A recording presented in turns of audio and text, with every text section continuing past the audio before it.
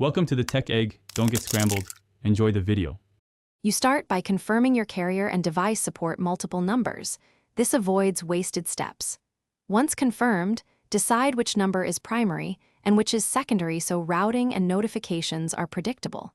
Next, install the physical SIM or scan the eSIM QR code. Make sure to enter any account passwords and register the device IMEI if required.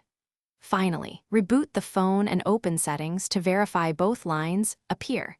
This gets you immediately into active service without delay. Once both numbers are active, configure their roles so behavior matches your workflow. In Settings, assign default options for voice, SMS, and mobile data. This prevents apps from using the wrong line unexpectedly. Then, set per contact preferences so calls and texts to work contacts use your work number automatically. Also create distinct ringtones and customized voicemail greetings so you recognize which line is ringing. After that, test calling and texting between lines to confirm routing and notification separation. To finish, configure apps.